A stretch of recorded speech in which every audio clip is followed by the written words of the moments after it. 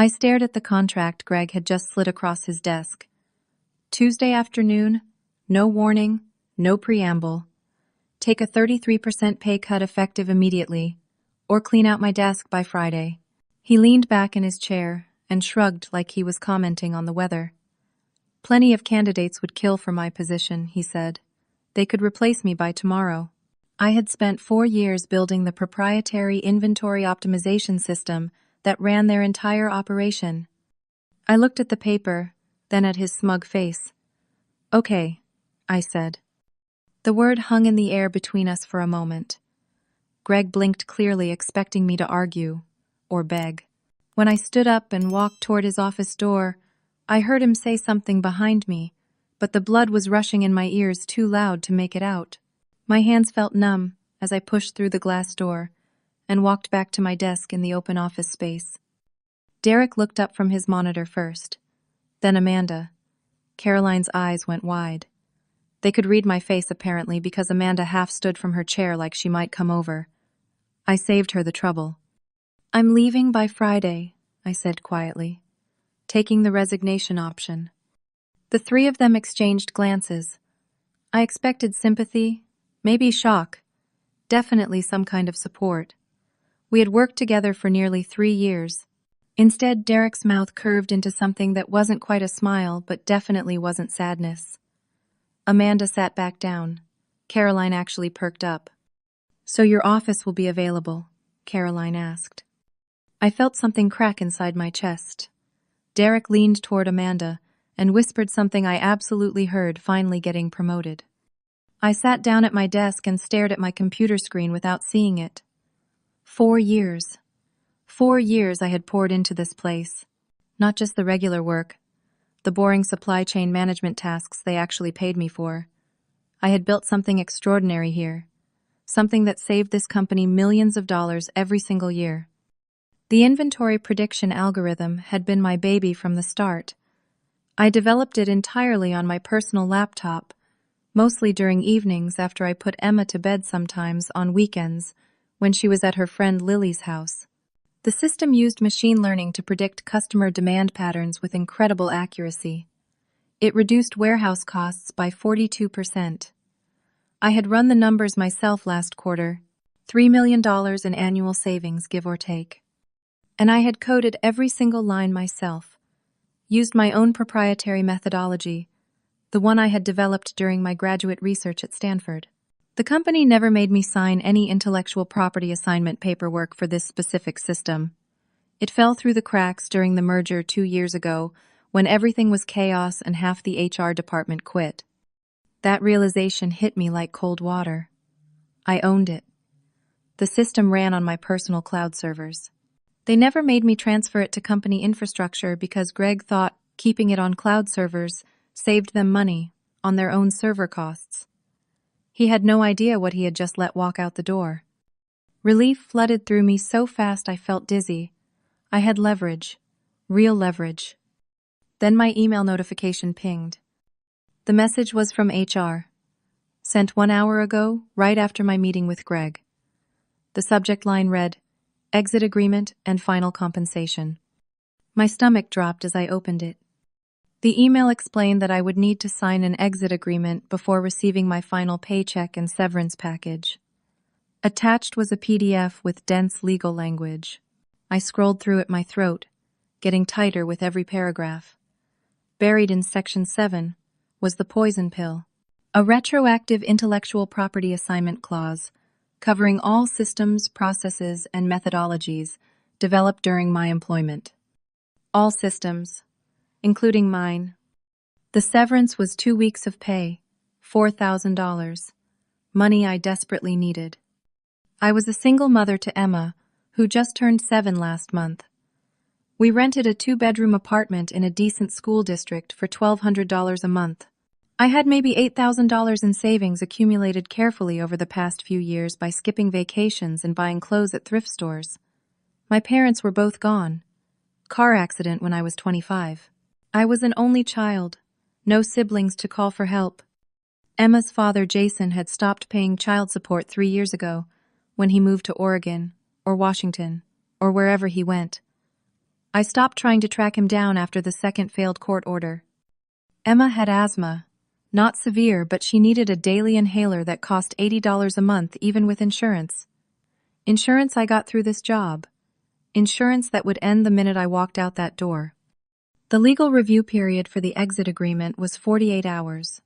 Sign it or forfeit everything, including my final paycheck. I sat in my car in the parking garage for over an hour that evening, reading the agreement on my phone over and over. My hands shook so badly, I had to rest the phone on the steering wheel. 47 hours to decide whether to sign away my only leverage for $4,000. I desperately needed to keep a roof over my daughter's head. I did not sign the agreement. Instead, I used $1,500 from my savings to hire an intellectual property attorney named Patricia Huang. Her office was in a converted house downtown, the kind with creaky floors and too much dark wood paneling. She had good reviews online, and her consultation fee was reasonable. I brought everything. My employment contract, the non-existent IP assignment paperwork, printed copies of emails, timestamps from my cloud server bills. Patricia spent 90 minutes reviewing every document. When she finally looked up, she was smiling. "You own this system," she said. "Cleanly. No question. You can prove you built it on personal equipment during personal time. The company has no claim." The relief almost knocked me sideways. Then Patricia started talking about licensing fees and valuation. She estimated the system was worth at least $50,000 annually in licensing fees. Probably more given how much the company relied on it. The deadline to sign the exit agreement came and went. I let it pass. No signature. No $4,000. HR sent me 3 increasingly aggressive emails about consequences of non-compliance. Greg left me a voicemail at 11:30 at night, calling me ungrateful and unprofessional. His voice was slurred. I saved the message. Friday arrived. My last official day. I did not go to the office.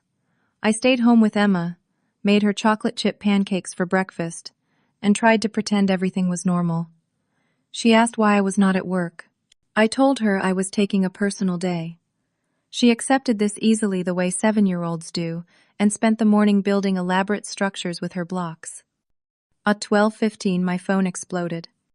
Derek called 6 times in a row. Then Amanda. Then someone from IT, whose name I did not even recognize. I finally answered when Derek called the 7th time. "The system stopped working," he said. His voice was pure panic. "It just shut down. Everything is backing up. The warehouse does not know what to ship. Customers are getting wrong products. Jocelyn, I cannot access anything. How do I fix this?" The system had been set to automatically shut down at midnight on my last day of employment. I had programmed that failsafe 3 years ago, never thinking I would actually need it. I told Derek I could not help him and hung up. Then I opened my laptop and wrote the most professional email of my life. I addressed it to Greg and copied the CEO, Nathan Brooks, whose email I had found on the company website. "Dear Greg and Nathan," I wrote, "I understand there are some technical difficulties with the inventory optimization system. I want you to know that I am willing to license this system to the company under reasonable terms. The system was developed on my personal time, using my personal resources as I am prepared to demonstrate. My licensing terms are $75,000 annually for 3 years, paid quarterly in advance. I believe this is fair compensation given the value the system provides. I look forward to discussing this matter professionally." I kept the tone cordial and businesslike. Sent it at 1:30 in the afternoon. The response came at 3:45. Not from Greg, not from Nathan, from a lawyer named Howard Lang, the company's corporate counsel. The email was not cordial. Howard claimed the system had been developed using company resources and company time. He said they had documentation proving company ownership. He threatened legal action for theft of trade secrets and sabotage. The word sabotage appeared 4 times in a 2-paragraph email. He demanded I restore system access immediately or face criminal charges. He mentioned they had already filed a police report for corporate theft. He said they were seeking an emergency restraining order to prevent me from destroying company property. Criminal charges, police report, restraining order. I read the email 5 times, my vision blurring at the edges. This was not a negotiation. This was a threat. Emma came into the kitchen asking for a snack. I closed my laptop quickly and got her some apple slices and peanut butter, my hands moving on autopilot. She asked why I looked scared. I told her I was just tired. She hugged my leg and went back to her blocks. I called Patricia immediately. She told me not to panic. The police report was a bluff, a scare tactic, but it was working. Terror had wrapped around my chest like a vice. Patricia said defending against their claims could cost $30,000 minimum. $30,000 I absolutely did not have. Then she told me something worse. Even though you own the system, she said carefully, there is a legal gray area about disclosure. They could argue you breached your duty of loyalty by not telling them you were taking it when you left. If they frame it right, they might claim you sabotaged the company. So I could be right and still lose, I said. Patricia hesitated. We need to be very careful. One wrong move could put you in real legal jeopardy. That night, Emma was already asleep when the doorbell rang. It was a courier with a certified letter. I signed for it with shaking hands. The letter was from Howard Lang, a formal legal demand. I had 72 hours to restore access to the system and surrender all code, or they would pursue all available legal remedies, including criminal prosecution. Emma's bedroom door was open. I could see her sleeping peacefully, her nightlight casting stars on the ceiling. She had no idea that her mother was holding a piece of paper that could destroy both their lives. I decided to stand firm. After hours of agonized conversation with Patricia, I decided not to cave to their threats. Patricia drafted a formal response. Professional firm citing case law. The letter stated clearly that I owned the system, that I was willing to license it commercially under reasonable terms, and that I would not be bullied by baseless legal threats. For about 36 hours I felt almost empowered. Like maybe I could actually win this. Then Greg and Howard launched their counterattack. It started with emails. Industry contacts I had built relationships with over years started receiving messages. The messages claimed I had stolen proprietary systems from my former employer, that I was holding the company hostage, that I had engaged in corporate sabotage. My LinkedIn profile suddenly got flooded with connection requests, but they were not opportunities. They were competitors, asking about the theft allegations. Industry, Facebook groups. I was part of professional communities where I had been an active member, suddenly had anonymous posts questioning my ethics. Someone created a blog post detailing Jocelyn's corporate sabotage with enough accurate details about me to be convincing, but enough lies to be devastating. I started applying for jobs immediately. I needed income desperately. I applied to 12 positions in 3 days, all jobs I was overqualified for. My resume was strong. My experience was solid. I got phone screens right away. Recruiters were interested in my background. Then the calls stopped coming. One recruiter was honest with me. We heard some concerning things from your previous employer, she said. I am sorry. Another company rescinded an interview invitation after speaking with references. The HR person would not tell me what they had been told, just that they were going in a different direction. Greg was actively sabotaging my job search. Every application I submitted, he was there behind the scenes, poisoning the well. 2 weeks passed since my last paycheck. My savings account showed $6,200. Rent was due in 12 days. Emma needed new school supplies because second grade had different requirements than first grade. $35 worth of folders and pencils and crayons. I stood in the Target aisle for 10 minutes trying to decide if I could afford it. Health insurance ended in 16 days. Without it, Emma's asthma medication would cost $400 every month. Then Patricia called with an update. She had been reviewing my case more carefully, she said. Her tone had changed. Cooler, more distant. She believed my position was weaker than she had initially assessed. She recommended I accept a settlement, restore the system, take $10,000, sign a non-disclosure agreement, and move on with my life. I was confused. This contradicted everything she had told me before. Patricia became pushy, almost aggressive. She kept saying I needed to be realistic, that fighting corporations was expensive, that I should think about my daughter. Something felt wrong, very wrong. That night I could not sleep. I sat up at my laptop researching Patricia's law firm until 3 in the morning. That was when I found it, buried in their past client list on a website archive from 4 years ago. Patricia's firm had done work for my former company, consulting on a merger, legal review of contracts. Patricia had never disclosed this conflict of interest. She was supposed to be my advocate. Instead, she had been undermining my case from the beginning, steering me toward a settlement that would benefit the company, not me. I fired her via email at 4 in the morning. Professional, but firm. Cited ethical violations and conflict of interest. Said I would be reporting her to the state bar. Now I had no lawyer, and no money to hire a new one. The company's next deadline was approaching fast. 48 hours to surrender the system, or they would file for an injunction in court. If a judge granted it, I could be forced to hand over everything with zero compensation. The next morning, Emma's school called. My credit card had been declined for her lunch account refill. $30. I did not have $30 of available credit left. I broke down crying in the grocery store parking lot that afternoon.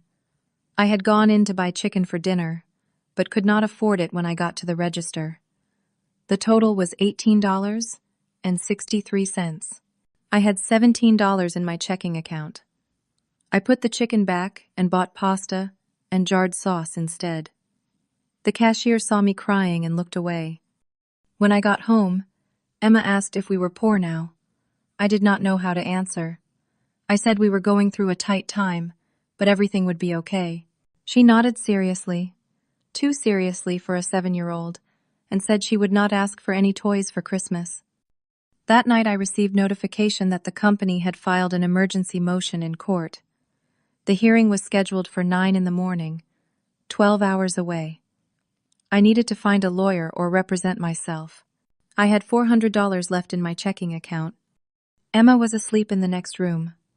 I locked myself in the bathroom, sat on the floor with my back against the tub, and sobbed as silently as I could into a towel. I went to court alone. The courthouse was downtown, all marble floors and echoing hallways. I wore my best interview suit and carried a folder with printed documents, my evidence, timestamps, cloud server bills, email records, everything I could think of to prove I owned the system. The company brought 3 lawyers, Howard Lang and 2 associates I did not recognize. They wore expensive suits and carried leather briefcases. They looked like they belonged there. I looked like I was about to throw up. Judge Martha Hendricks presided. She was maybe 60 with steel gray hair and reading glasses on a chain. She listened to Howard's opening argument with an impassive expression. Howard was eloquent, smooth. He painted me as a disgruntled employee who had stolen company property and was now holding it hostage. He claimed the company was losing $40,000 per day due to the system shutdown. He requested an immediate injunction forcing me to restore access. When it was my turn to speak, I stumbled through my arguments. I explained that I had built the system on my personal time using my personal equipment. I showed my cloud server bills with timestamps. I tried to explain the absence of any IP assignment paperwork. Judge Hendricks asked pointed questions. Why did you not disclose you were taking the system when you left? Did you intentionally time the shutdown to cause maximum damage? I tried to answer. I said I did not think I needed permission to keep something I owned. I said the shutdown was automatic, not malicious, but I sounded defensive, uncertain, like someone making excuses. The judge took a 30-minute recess to consider. When she returned, she did not grant the full injunction. That was the good news. The bad news was much worse. She ordered the code to be placed in escrow with the court. Neither party could use it until ownership was determined through proper legal channels. She ordered mediation within 2 weeks. Until then, the system was locked away. This was a disaster. My only leverage was now frozen. I could not license it to anyone else. I could not use it to prove my skills to potential employers. The company would survive. They were already implementing a temporary manual process. Expensive and inefficient, but survivable. I had nothing.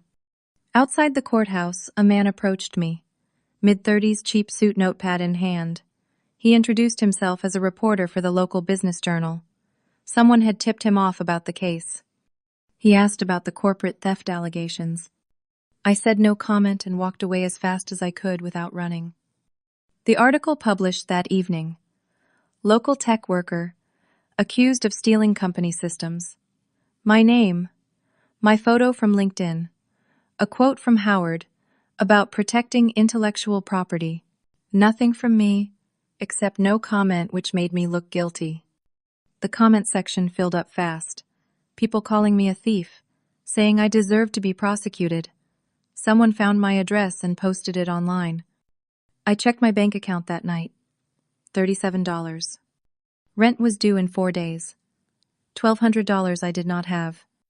I called my best friend Rachel. We had been close since college.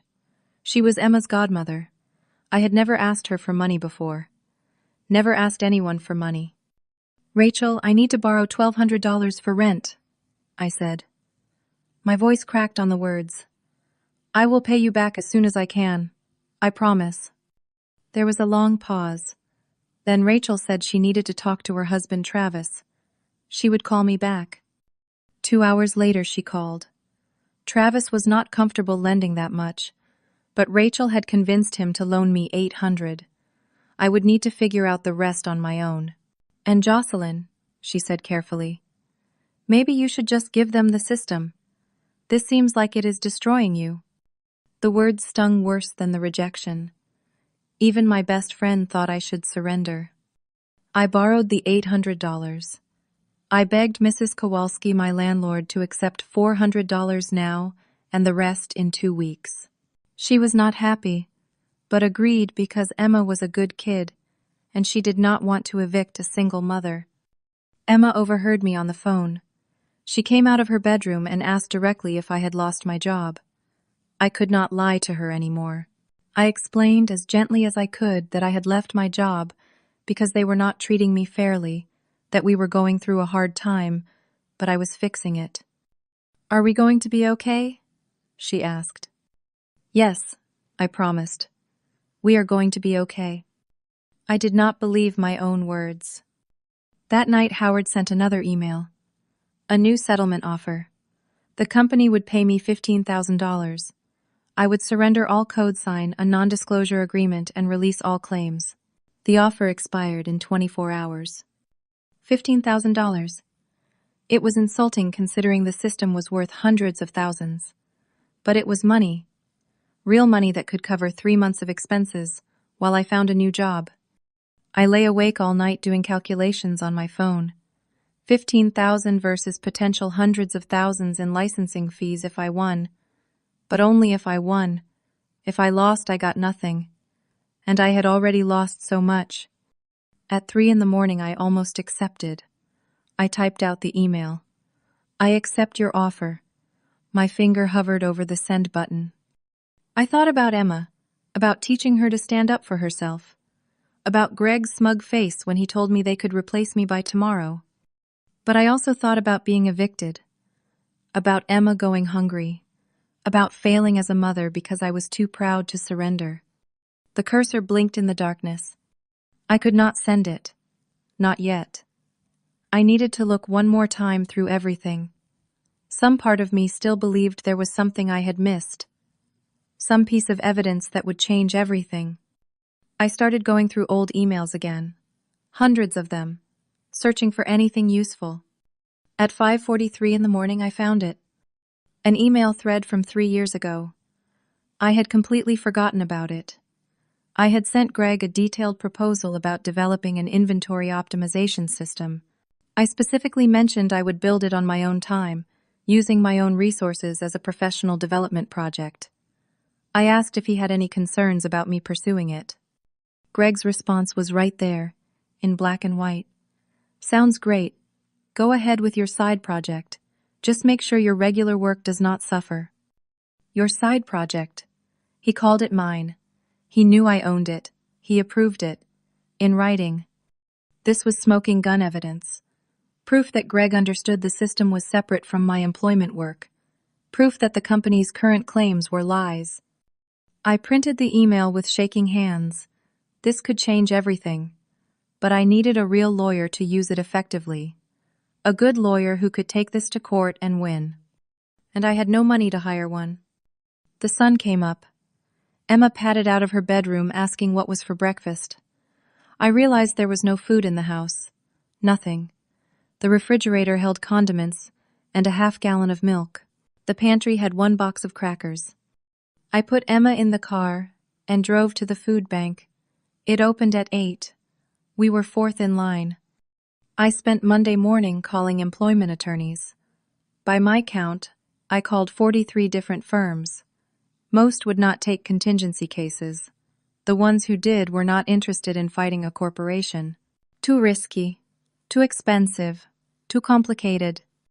At 2:15 in the afternoon, I reached the office of Marcus Chen, solo practitioner, younger attorney. His website said he specialized in employment disputes and underdog cases. The receptionist put me through immediately. Marcus agreed to meet me that same day. His office was above a Thai restaurant, accessible by a narrow staircase that smelled like basil and fish sauce. His waiting room had 3 mismatched chairs and outdated magazines. But when I met him, I liked him immediately. He was maybe 35 earnest, and he actually listened. I showed him everything. The email from Greg approving my side project, the court escrow order, the settlement offer that was still technically on the table. He read through everything carefully, making notes on a yellow legal pad. When he looked up, he was smiling. "This email is exactly what we need," he said. "This is your case right here. Greg explicitly approved you developing the system independently. He called it your project. Any claim they make about company ownership contradicts his own written statement." "Can you help me?" I asked. "I do not have money for a retainer, but if we win, if I get licensing fees, I can pay you then." Marcus leaned back in his chair. 30% of any settlement or judgment, he said. Standard contingency rate. And I think we can win this. I could have hugged him. Instead, I signed his retainer agreement right there, my signature, shaky with relief. Marcus moved fast. He filed a motion to introduce the email as new evidence. He sent an aggressive letter to Howard demanding they withdraw all accusations against me and stop interfering with my job search. He proposed new licensing terms. $120,000 annually for 5 years, $600,000 total. For the first time in weeks, I started to believe I might actually win. Life stabilized slightly. Rachel's loan had covered most of the rent. I found a part-time remote job doing data entry for a medical billing company. $15 per hour, 20 hours per week. It was not nearly enough to live on, but it was something. Proof that I was employable, that I had not given up. Emma adjusted to our new normal. She stopped asking about money, started doing her homework without being reminded. She was growing up too fast, taking on worries no 7-year-old should carry. 1 week before the scheduled mediation, Marcus called. His tone was different. Tight. Angry. "The company filed for bankruptcy," he said. "Chapter 11, Reorganization. They are claiming the inventory system failure caused irreparable financial damage. They are blaming you for forcing them into bankruptcy." "What does that mean for us?" I asked. "It means mediation is canceled.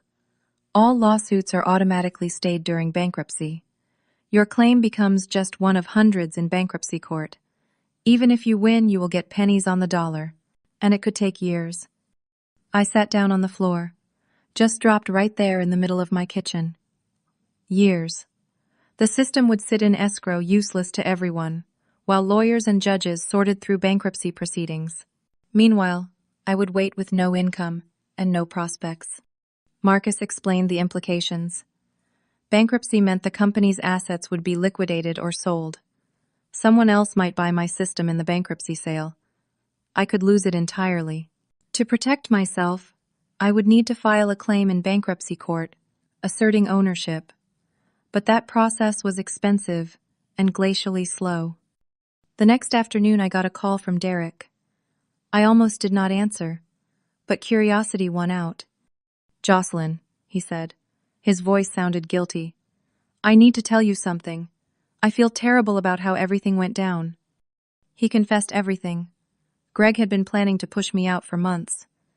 He wanted to take credit for the inventory system himself. He was going to claim he had supervised its development, that it was a team effort under his leadership. The pay cut ultimatum was designed specifically to make me quit. Greg wanted me gone so he could appropriate my work. Derek also told me the bankruptcy might be strategic. Howard had suggested it as a way to avoid paying me. File Chapter 11. Claim financial hardship, bury my claim in bankruptcy court, where it would take years to resolve and ultimately get settled for nothing. "Why are you telling me this?" I asked. "Because it is wrong," Derek said. "What they did to you is wrong. I should have said something earlier. I was afraid for my own job. I am still afraid. But you should know the truth." After I hung up, I felt numb. They had orchestrated my destruction deliberately, systematically, and now they were using bankruptcy law as a weapon to avoid the consequences. My data entry job ended the next week. The contract had only been for 3 weeks. They did not have more work available. I was back to zero income. Rachel could not lend me any more money. She called to apologize. Travis had put his foot down. They had their own bills, their own family to think about. I understood. I told her I understood. But after I hung up, I cried for an hour. I applied for food assistance, filled out forms online late at night when Emma was asleep. The questions were humiliating. How much money do you have in savings? $412. Do you own any assets? A 12-year-old Honda Civic with a cracked windshield and 170,000 miles. Emma's teacher called. Mrs. Donnelly was kind but concerned.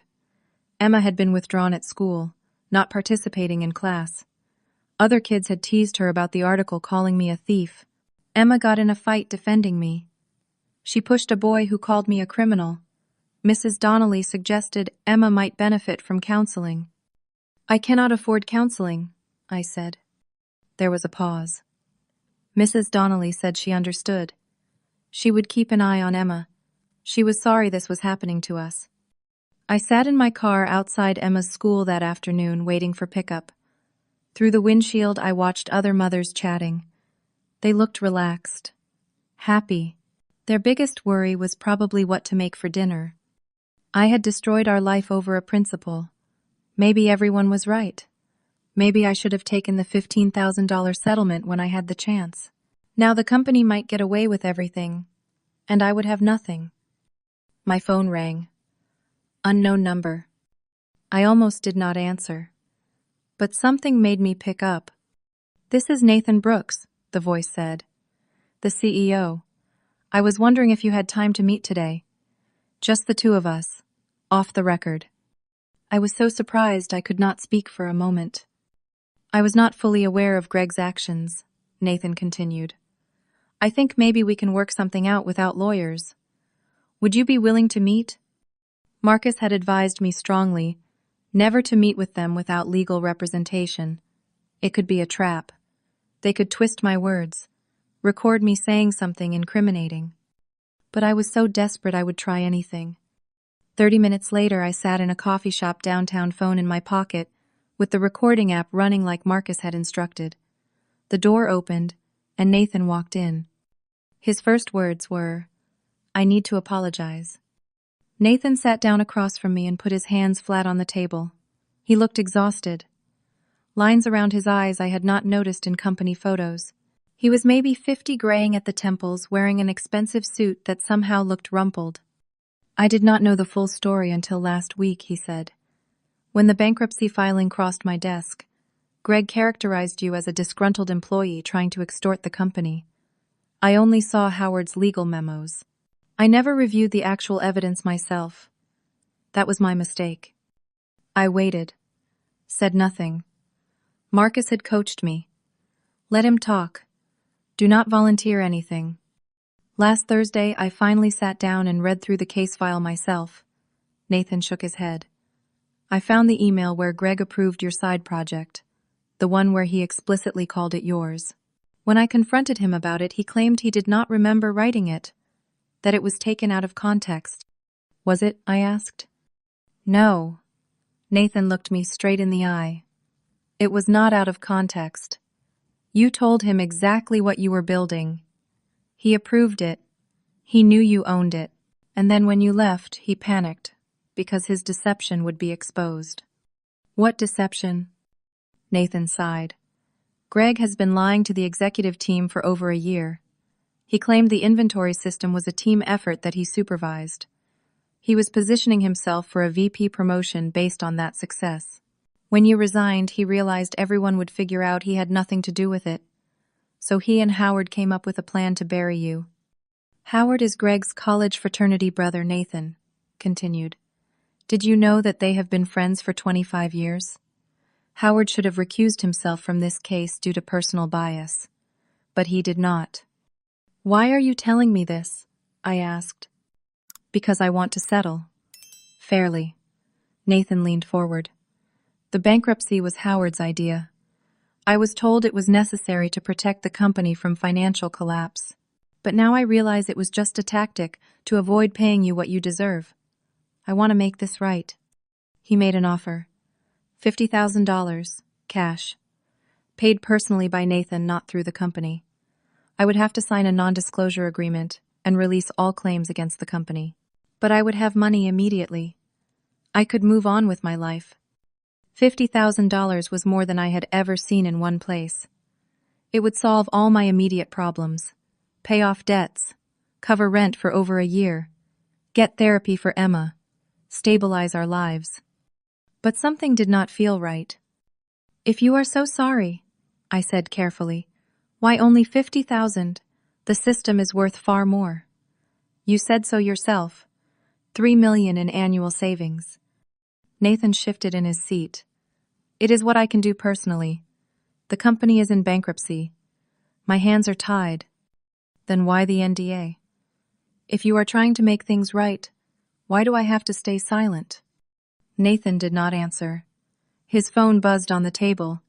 He glanced at it, ignored it. It buzzed again, and again. I caught a glimpse of the screen. The text was upside down, but I could make out enough. Board meeting starting. Where are you? You are supposed to be in a board meeting right now, I said. Nathan's expression changed, hardened slightly. What is really happening, Nathan? He stared at me for a long moment. Then he sighed and the facade cracked. The bankruptcy is real, he said. But it is also strategic. The board does not know about Greg's email approving your side project. If that comes out in bankruptcy proceedings, it becomes public record. It would prove Greg lied. It would expose Howard's conflict of interest. The company could be liable for defamation, tortious interference with your job prospects, maybe more. Our stock would tank. Investors would sue. The whole house of cards collapses. And you need me to stay quiet, I said. Nathan nodded slowly. We are not trying to save $50,000. We are trying to avoid a catastrophe. I sat back in my chair.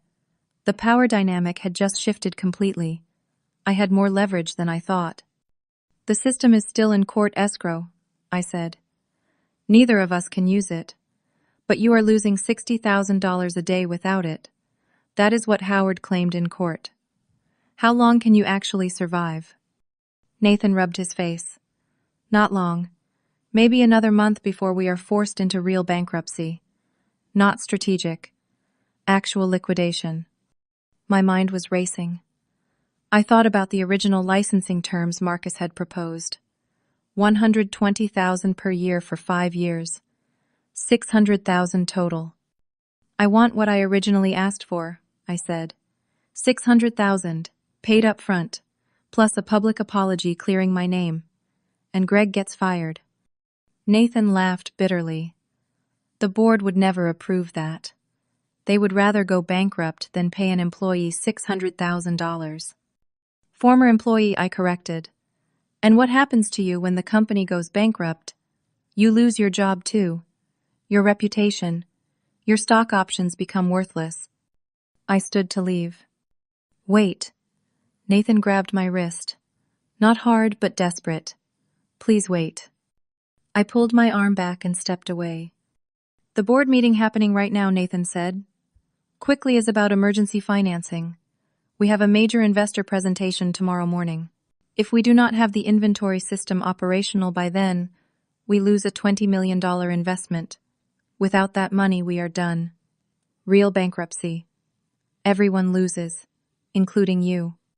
He pulled out his phone and typed something. Then he showed me the screen. It was an email draft. To the company's bank. Instructions for a wire transfer. $300,000 to my name. This is what I can do, Nathan said. $300,000. Right now, wire transfer will be complete within the hour. Greg will be quietly transitioned out in the next quarter. We cannot fire him immediately without raising questions, but he will be gone. And you get the system back after 6 months to use or license however you want. $300,000. Life-changing money. Not what I deserved, but substantial. But it meant letting Greg mostly get away with it. It meant giving up potential future licensing revenue. It meant signing an NDA and never telling anyone what really happened. Marcus was texting me frantically.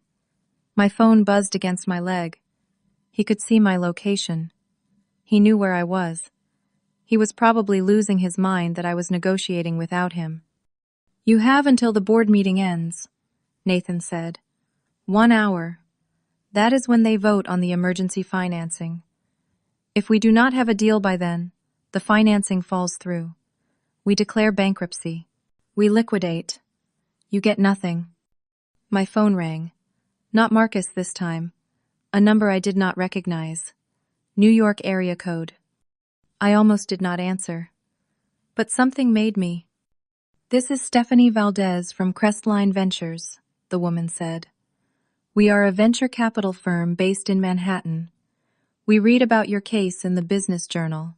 We are very interested in your inventory optimization system. We would like to discuss funding a startup built around it. I could barely process what she was saying. We are prepared to offer an initial investment of $2 million for 30% equity, Stephanie continued. But we need to move quickly. Our partners are meeting tomorrow at 10. Could you be available for a video call? Nathan was staring at me. He could not hear the VC's words, but he could see my expression changing. I need to call you back, I told Stephanie. I gave her my email and ended the call. Now I had 3 paths. Take Nathan's $300,000 and sign the NDA. Keep fighting in bankruptcy court and hope to win eventually. Or reject Nathan, pull the system from escrow somehow, and start a company with VC funding. Each option was a massive risk. Each could lead to triumph or disaster. Nathan was watching me. Waiting. The VC was waiting for my response. Marcus was calling again, the phone vibrating insistently in my pocket. I had maybe 60 seconds to make a decision that would determine whether I became wealthy or lost everything. Whether Greg faced consequences or walked away clean. Whether I played it safe or risked it all one more time. I took a deep breath. I have a counteroffer, I said. I looked Nathan in the eye and laid out my terms. $500,000 by wire transfer within 4 hours. A perpetual non-exclusive license for the current version of the system, meaning the company could keep using what they had, but I retained all rights. I could modify it, improve it, license it to anyone else I wanted.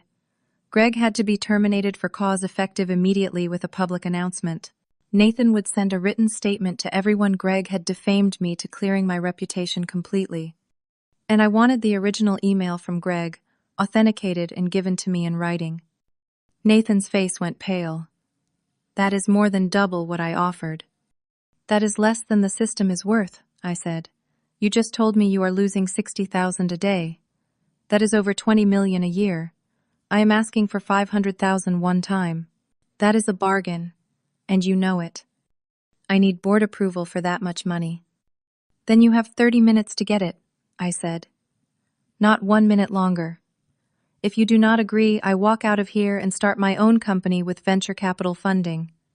Your competitor gets my system. You get nothing. Nathan stood up so fast his chair scraped loudly on the floor. Other coffee shop customers looked over. He pulled out his phone and walked outside. I sat alone at the table, my heart hammering so hard I thought I might pass out. I called Marcus and told him everything. He was equal parts impressed and terrified. That was either brilliant or insane, he said. Maybe both. I called Stephanie at Crestline Ventures. Explained I had another offer on the table but was very interested in speaking with them. Could we meet next week instead of tomorrow? There was a pause.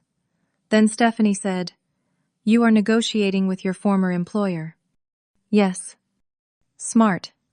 She sounded amused. "Call me when you know where you stand. This offer is not going anywhere. We like founders who know their worth." 28 minutes later, Nathan came back inside. His tie was loosened. He looked like he had aged 5 years. The board agreed to everything except the amount. 425,000 is as high as they will go. Everything else exactly as you demanded. Wire transfer within 2 hours. Greg is terminated today. Announcement tomorrow morning. Full statement clearing your name. You own the system, we license it. I wanted to negotiate higher, push for the full 500,000. But something in Nathan's face told me this was the absolute limit. If I pushed harder, the whole deal would collapse. 425,000 would change my and Emma's life. It would let me start a company without giving up equity to VCs. It would prove I could win. Deal, I said. We shook hands. Nathan made a phone call right there. I heard him give someone my bank account routing number, the one I had scribbled on a napkin. He hung up and said the wire transfer had been initiated. "I need you to restore system access," he said. I pulled out my laptop, connected to the coffee shop Wi-Fi, logged into my cloud server, changed 3 lines of code and pushed the update. The system came back online. Nathan's phone started buzzing immediately. Text messages flooding in. Derek, Amanda, people in the warehouse.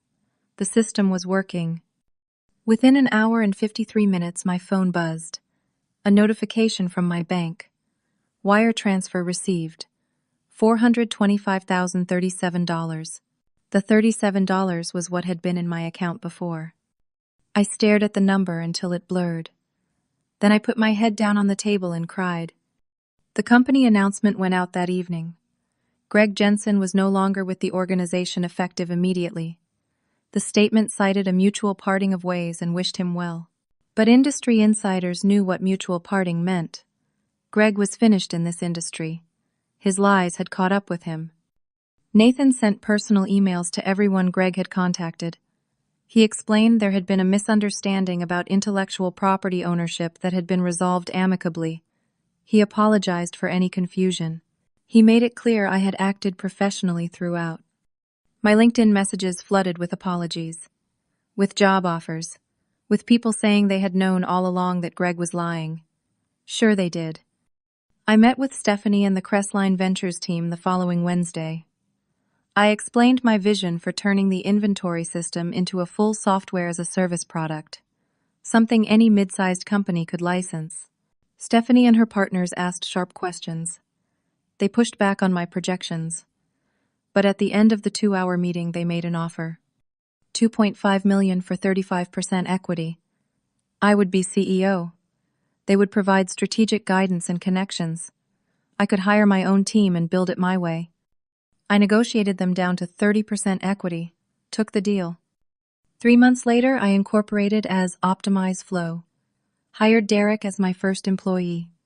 He had quit his job the day after Greg was fired, said he could not work somewhere that had treated me like that. Amanda and Caroline both applied. I did not hire them. Some burned bridges stay burned. By the end of the first year, 5 companies were licensing my system. Revenue was exceeding projections. I hired 10 more employees, moved into a real office space with windows that looked out over downtown. Emma and I moved into a 3-bedroom house with a backyard, actual grass, a swing set. Emma started therapy with a wonderful counselor named Dr. Patricia Sanders, who specialized in helping kids process trauma. Within a few months, Emma was thriving, making friends, laughing again, being 7, instead of carrying the weight of adult worries. I paid Rachel back with interest. She apologized over and over for doubting me, for suggesting I should give up. I told her I understood, that she had helped when I desperately needed it. Our friendship rebuilt itself on more honest ground. Even Mrs. Kowalski, my old landlord, sent me a card when she heard I was moving out. "Congratulations on your success," she wrote. "I always knew you were a fighter." I heard through industry connections that Greg was working at a much smaller company for half his former salary. No one wanted to hire someone who had been caught lying about their accomplishments. Howard faced ethics complaints filed with the state bar, though nothing came of them officially. He received a private reprimand. Nathan remained CEO. The company stabilized with the licensed system. They actually started referring other potential clients to optimize flow. Nathan and I developed a professional respect for each other. Not friendship exactly, but mutual acknowledgement. 1 year after that coffee shop meeting, I was invited to be the keynote speaker at a Women in Tech conference. 300 people in the audience. I told them my story, about Greg's ultimatum, about the nightmare of unemployment and legal threats, about nearly giving up, about that moment when I almost signed the settlement offer in the dark. I told them the truth, that fighting back was terrifying, that I spent weeks thinking I had made the worst decision of my life, that there were moments when surrender seemed like wisdom instead of defeat. But I also told them what I learned, that your value is not determined by how others treat you, that standing up for yourself means accepting you might lose everything, that the darkest moments often come right before the breakthrough, that single mothers can fight corporations and win. After the speech, a young woman approached me. She was maybe 26, tears streaming down her face. She told me her employer was trying to claim ownership of a mobile app she had built on her own time. She did not know what to do. She was terrified. I gave her Marcus's contact information, told her to use my name as a reference, offered to consult on her case for free. She hugged me and said I had given her hope. That was when I understood why the pain had purpose. I could help others now. My story could be a map through the darkness for someone else. On a Sunday afternoon, 2 years after everything started, Emma and I were in our backyard. She was doing math homework at the patio table while I reviewed new licensing agreements. The sun was warm, birds were singing. Everything was quiet and normal and peaceful. "Mom," Emma said, "are you happy now?" I looked up from my laptop, really looked at her. She was 9 now, growing so fast. She had lost that haunted, worried expression she carried for months when we were struggling. I thought about that Tuesday afternoon in Greg's office. The moment he slid the contract across the desk and told me to take a pay cut or leave. The moment I said okay. That word had felt like surrender, like defeat, like the end of everything. But it turned out to be the beginning. The moment I stopped letting someone else determine my worth. The moment I chose to fight on my own terms, even though it was terrifying. "Yes," I told Emma. "I really am happy." She smiled and went back to her homework. I learned something crucial through all of it. Walking away from a bad situation is not giving up. It is giving yourself permission to fight from a position of strength instead of from your knees. Your work has value. You have value. And when you stand firm on that truth, even when your hands are shaking and your bank account is empty and everyone is telling you to surrender, you teach yourself what is possible. Companies count on people being too afraid or too broke to fight back. They use legal threats and financial pressure and reputation destruction because those tactics usually work. Most people cannot afford to stand up, cannot afford to risk everything. I almost could not either. There were moments when I was one signature away from giving up, But something kept me going. Maybe stubbornness, maybe desperation, maybe just the refusal to let Greg win. The people who try to diminish you are often protecting their own fraudulent power. Greg claimed credit for my work because he had nothing of his own. When that was threatened, he tried to destroy me rather than face the truth about himself. And sometimes the best revenge is not revenge at all.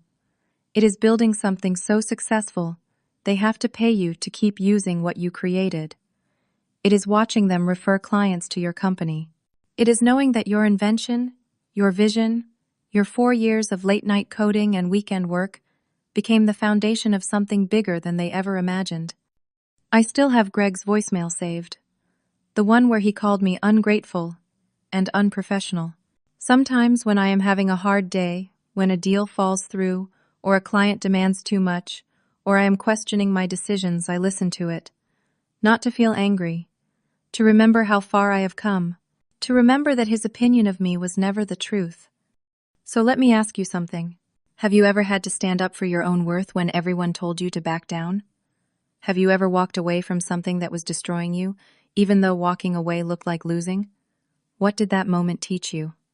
If this story resonated with you, if you have ever felt undervalued or pressured to accept less than you deserve, I would love to hear your experience in the comments. Your story might be exactly what someone else needs to hear today. And if you found value in this, please hit that like button and subscribe. Share this with someone who needs to hear that fighting back is possible even when it feels impossible. Every subscription and share helps these stories reach more people who need them.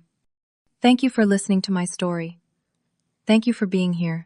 I hope wherever you are in your own journey, whether you are in the middle of your fight or just starting to realize you need to have one, that you know this.